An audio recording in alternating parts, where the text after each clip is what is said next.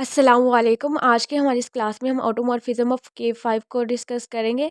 K5 यहाँ पे हमारे पास कंप्लीट ग्राफ ऑफ ऑर्डर 5 है। सबसे पहले हम कंप्लीट ग्राफ की डेफिनेशन को देख लेते हैं।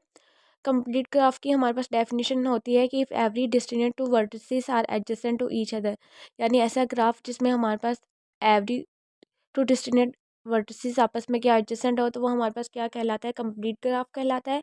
कंप्लीट ग्राफ को हम के एन से रिप्रेजेंट करते हैं, जहाँ पे जो एन है वो हमारे पास ऑर्डर होता है। और अगर हम कंप्लीट ग्राफ में साइज़ की बात करें तो वो हमारे पास कॉम्बिनेशन यानी NC2 की फॉर्म में होता है, जिसको हम लिखते हैं कि NC2 इक्वल है n मल्टीप्लाई n-1/2, या हमारे पास n factorial factorial multiply n-2 factorial होता है। उसके बाद अगर हम डिग्री की बात करें तो कंप्लीट ग्राफ में हमारे पास हर वर्टिसेस की डिग्री जो होती है वो हमारे पास n-1 होती है, और जो डायमीटर वो हमारे पास क्या होता है, 1 होता है ऑलवेज। अब क्योंकि हम कंप्लीट ग्राफ ऑफ ऑर्डर 5 की बात कर रहे हैं जिसका हमने ऑटोमॉर्फिज्म फाइंड करना है, तो जैसा कि हमारे पास कंप्लीट ग्राफ की डेफिनेशन है कि अगर दो डिस्टिंक्ट वर्टिसेस आपस में एडजेसेंट हों तो वो हमारे पास क्या कहलाता है, कंप्लीट ग्राफ कहलाता है। अगर ग्राफ के तमाम डिस्टेंट वर्टिसेस आपस में क्या हो, एडजेसेंट हो।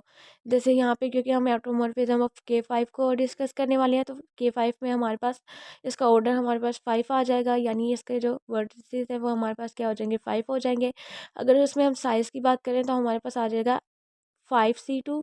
तो जब हम इसको सॉल्व करेंगे तो यहाँ पे जब हम n की प्लेस पे 5 रखेंगे तो हमारे पास सिंपली आ जाएगा n मल्टीप्लाई n-1/2।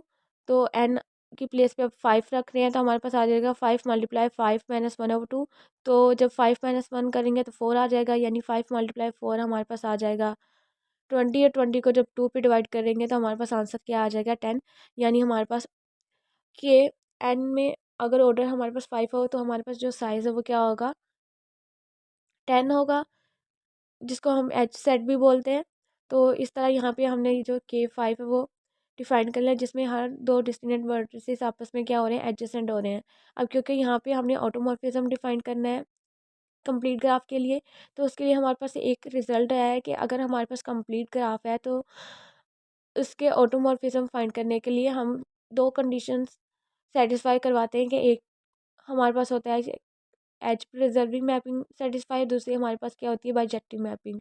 लेकिन अगर हमारे पास ग्राफ कंप्लीट ग्राफ है तो उसमें हम जस्ट बाइजेक्टिव मैपिंग सेटिस्फाई करवाते हैं, क्योंकि जो हमारे पास कंप्लीट ग्राफ होते हैं उसमें जो एज प्रिजर्विंग मैपिंग वो ऑलरेडी क्या सेटिस्फाई हो रही होती है। जैसे कि इस ग्राफ में देख लें, अब क्योंकि हम K5 के साथ क्या ऑटोमॉर्फिज्म फाइंड करना चाहते हैं, तो एज प्रिजर्विंग मैपिंग क्या होती है कि अगर दो वर्टिसेस आपस में एडजेसेंट हैं तो उनकी इमेजेस जो है वो भी हमारे पास क्या होनी चाहिए, एडजेसेंट होने चाहिए। अब क्योंकि कंप्लीट ग्राफ है तो कंप्लीट ग्राफ में हर दो डिस्टिंक्ट वर्टिसेस आपस में एडजेसेंट होते हैं, तो मीन्स कि उनकी इमेजेस भी आपस में क्या होंगी, एडजेसेंट होंगी।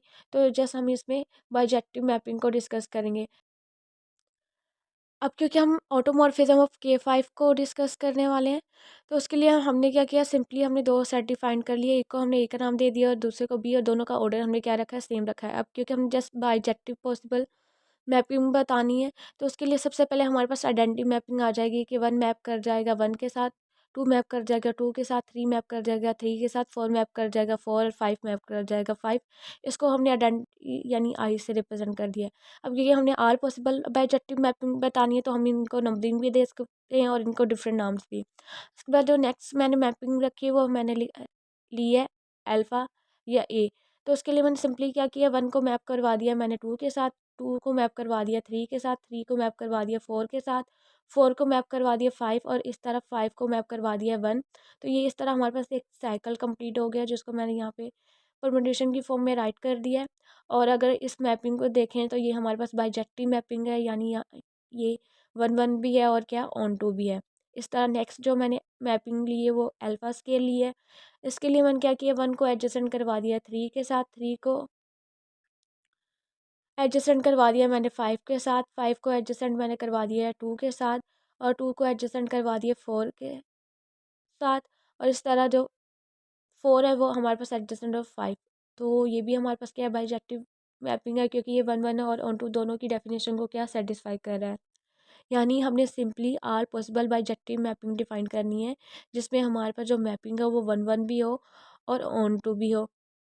वन की डेफिनेशन क्या होती है कि अगर हमारे पास सेट ए में डिस्टिनेट एलिमेंट आया तो उसके सेट बी में डिस्टिनेट इमेजेस होनी चाहिए। और ऑन टू हमारे पास क्या होता है कि हमारे पास अगर रेंज कॉम्प्लीमेंट की इक्वल आ जाए तो हमारे पास ऑन टू मैपिंग या ऑन टू फंक्शन कहलाता है। और अगर ये दोनों वन वन और ऑन टू दोनों मैपिंग हमारे पास सेटिस्फाई कर जाए तो वो हमारे पास बाइजेक्टिव मैपिंग कहलाती है। अब इसी तरह हम इसकी आल पॉसिबल बाइजेक्टिव मैपिंग डिफाइन कर रहे हैं, तो जब हम वन को एडजसेंट करवाएंगे फाइव के साथ, फाइव को एडजसेंट करवाएंगे फोर के साथ, उसके बाद फोर को एडजसेंट हम करवाएंगे थ्री के साथ, थ्री को एडजसेंट करवाएंगे टू के साथ, और टू को एडजसेंट करवाएंगे वन के साथ, तो ये भी हमारे पास बाइजेक्टिव मैपिंग हो जाएगी। यहाँ पे हम फिलहाल फाइव ऑर्डर की पॉसिबल बाइजेक्टिव मैपिंग डिफाइन कर रहे हैं।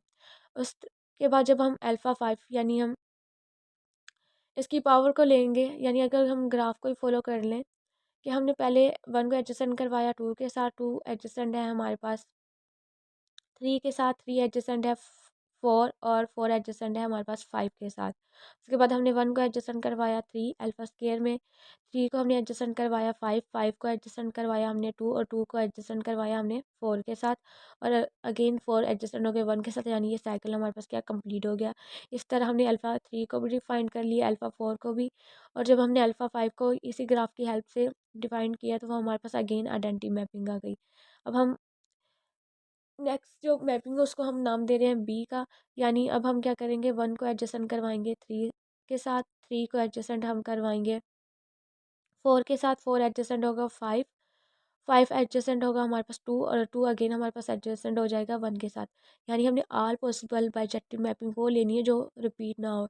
अगर हम इस पे परमुटेशन की डेफिनेशन ना भी सेटिस्फाई करवाएं तो सिंपली हमने यहाँ पे जिस तरह यहाँ पे दो सेट डिफाइन किए हैं तो इस तरह हमने सेट डिफाइन कर लेना है और आर पॉसिबल मैपिंग डिफाइन कर लेनी है बाइजेक्टिव, जिसपे क्योंकि हमारे पास जो ऑर्डर है वो फाइव है तो इसमें हमारे पास फाइव ऑर्डर की परमुटेशन भी होगी, यानी फाइव लेंथ की परमुटेशन भी होगी, फोर लेंथ की परमुटेशन भी होगी, थ्री लेंथ की परमुटेशन भी होगी, टू लेंथ की भी, और हमारे पास दो साइकिल भी हमारे पास आ सकते हैं परमुटेशन में।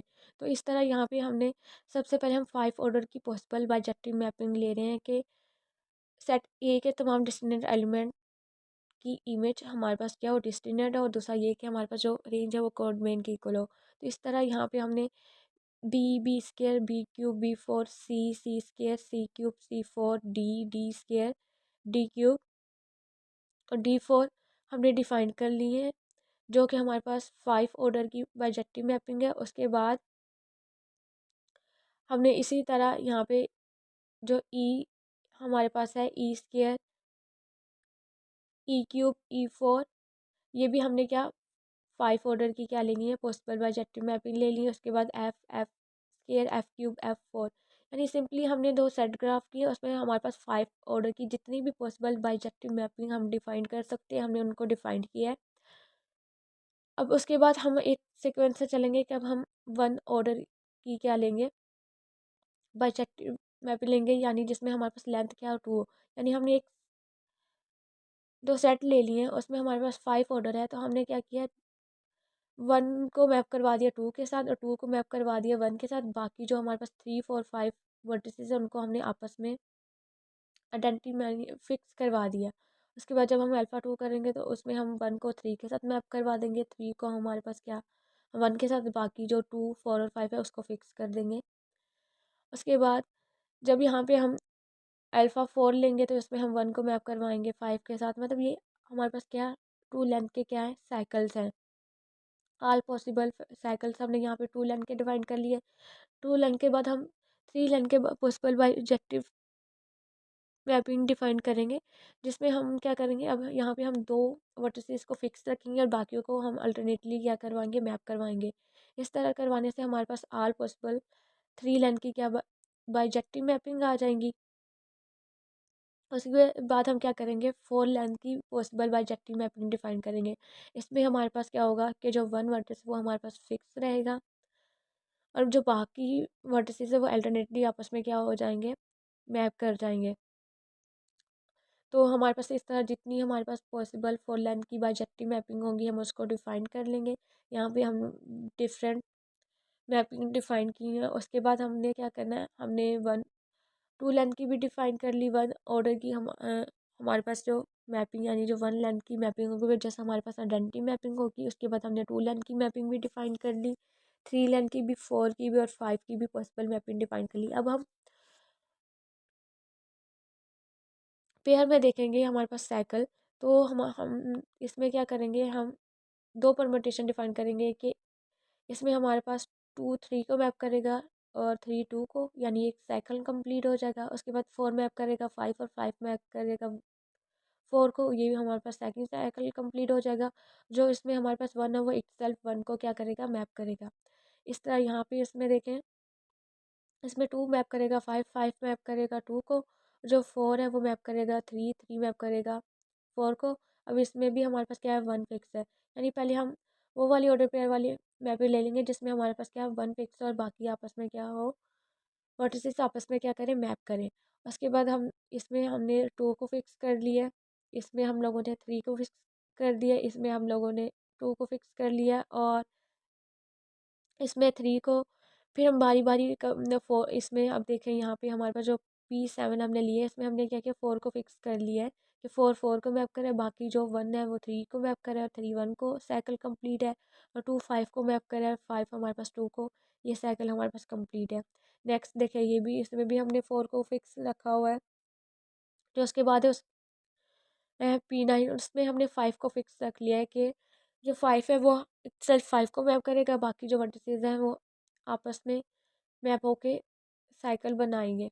उसके बाद इसमें भी हमने फाइव, यानी हमने ऑल पॉसिबल बाइजेक्टिव मैपिंग बनानी है, तो वो अगर हम इसमें परमुटेशन की डेफिनेशन अप्लाई ना भी करें, हम सिंपली क्या करेंगे, ऑल बारी बारी मैपिंग को बाइजेक्टिव शो करवाएंगे कि हमारे पास कोई भी मैपिंग वो रिपीट ना हो और पॉसिबल जो जितनी भी हमारे पास बाइजेक्टिव मैपिंग है वो हमारे पास आ जाए। अब यहाँ पे देखें, हमने तमाम जो पेयर में परमुटेशन साइकिल डिफाइन की वो हमारे पास टू लेंथ के हैं। तो उसके बाद हम क्या करेंगे कि एक साइकिल को हम थ्री लेंथ का रखेंगे और दूसरे को हम क्या, टू लेंथ का। तो इस तरह भी हमने इसके भी पॉसिबल क्या, बाइजेक्टिव मैपिंग डिफाइन कर लिया है कि इनमें अब हमारे पास कोई भी वर्टिसेस क्या है, फिक्स नहीं है कि अगर वन मैप करे टू, टू मैप करे थ्री, तो थ्री मैप कर जाएगा वन, ये इस तरह एक साइकिल कंप्लीट हो जाएगा। और फोर मैप करेगा फाइव और फाइव मैप करेगा हमारे पास क्या है, फोर के साथ। अब देखिए, अगर हम ये ले रहे हैं तो इसका इन्वर्स भी तो हमारे पास होगा ना, कि फोर फाइव को मैप करा है और फाइव फोर, ये हमारे पास वैसे ही आ जाएगी मैपिंग। अब इसका हम इन्वर्स जब वन टू, यानी वन मैप कर रहा है टू, टू मैप कर रहा है थ्री, तो इसका जब इन्वर्स लेंगे तो वो हमारे पास आ जाएगा वन मैप कर रहा है थ्री और थ्री मैप कर रहा है टू और टू मैप कर जाएगा वन। इस तरह हमने नेक्स्ट मैपिंग ली है, वन मैप कर रहा है टू, टू मैप कर रहा है फोर और थ्री मैप कर रहा है फाइव और फाइव मैप कर रहा है थ्री। इस तरह दो साइकिल हमारे पास कंप्लीट हो चुके हैं। अब यहाँ पे जो थ्री फाइव है वो फिक्स रहेगा। अब अगर हम वन टू फोर का इन्वर्स लें तो वो हमारे पास आ जाएगा, वन मैप करेगा फोर, फोर मैप करेगा टू और टू मैप कर जाएगा वन। इस तरह हम वन टू फाइव ले रहे हैं, फिर इसका वन टू फाइव का हम इन्वर्स लेंगे, थ्री फोर हमारे पास फिक्स रहेगा। उसके बाद हमने लिया वन थ्री फोर, अब इसका इन्वर्स लेंगे। इस तरह हम बाय मैपिंग लेते जाएंगे और साथ साथ उसका इन्वर्स भी लेते जाएंगे, तो हमारे पास एक के साथ दूसरी मैपिंग हमारे पास ऑटोमेटिकली जनरेट हो जाएगी। और इस तरह हम all possible bijective mapping define कर लेंगे। जब हम all possible bijective mapping define कर लेंगे तो हम उनका ऑर्डर चेक करेंगे कि हमने जितनी भी पॉसिबल बाइजेक्टिव मैपिंग डिफाइन की उसका ऑर्डर क्या है। अब यहाँ पे जो हमने K5 के लिए पॉसिबल बाइजेक्टिव मैपिंग डिफाइन की है, क्योंकि हमारे पास ग्राफ क्या था, कंप्लीट था, तो इसमें जैसे हमने बाइजेक्टिव मैपिंग को सेटिस्फाई करवाना था, तो ये हमारे पास 120 के इक्वल आई है, यानी इसका जो हमारे पास ऑर्डर आया है अब 120। अब ऑटोमॉर्फिज्म डिफाइन करने के बाद हमने उसको उसके इक्विवेलेंट जो हमारे पास ग्रुप होता है उसके एसोमॉर्फिक करना होता है। तो हम अगर हमें सिमेट्रिक ग्रुप की डेफिनेशन पता हो तो उसमें हमारे पास होता है कि set of all possible permutation. तो अब यहाँ पे हमने परमुटेशन डिफाइन की है, यानी बाइजेक्टिव मैपिंग डिफाइन की है, जिसका ऑर्डर हमारे पास क्या है, 120 आया। और जो सिमेट्रिक ग्रुप है उसमें हमारे पास जो एस एन है उसका जो ऑर्डर होता है वो एन फैक्टोरियल होता है। और अगर हम 150 की बात करें, हमें पता है जो फाइव का फैक्टोरियल वो हमारे पास इक्वल टू 120 होता है। तो मीन्स कि जो हमारे पास ऑटोमॉर्फिज्म ऑफ K5 वो हमारे पास एसोमॉर्फिक हो जाएगा S5 के। और जो हमारे पास ऑर्डर ऑफ K5 वो हमारे पास इक्वल आया है 120। जो हमारे पास S5 वो हमारे पास नॉन अबिलियन ग्रुप है, तो मीन्स के जो हमारे पास ऑटोमॉर्फिज्म ऑफ K5 ग्राफ है वो हमारे पास क्या होगा, नॉन अबिलियन होगा। तो ये थी हमारे पास ऑटोमॉर्फिज्म ऑफ K5। इसमें जस्ट हमने कुछ नहीं करना था, जस्ट सिंपल हमने पॉसिबल बाइजेक्टिव मैपिंग डिफाइन करनी थी जो इंतहाई ईजी है। अगर हम इस पे परमुटेशन की डेफिनेशन ना भी लगाएं तो हम एक सीक्वेंस से चलते हैं कि हम परमुटेशन डिफाइन करें और देन उसका क्या इन्वर्स हम देख लें, तो हमारे पास एक साथ दो मैपिंग जनरेट हो जाएंगे। इस तरह हम ईजिली बाइजेक्टिव मैपिंग डिफाइन कर सकते हैं। तो आज की हमारे इस वीडियो में हमने जस्ट यही डिस्कस करना था। आई होप आज का लेक्चर आपको क्लियर होगा। अल्लाह हाफिज़।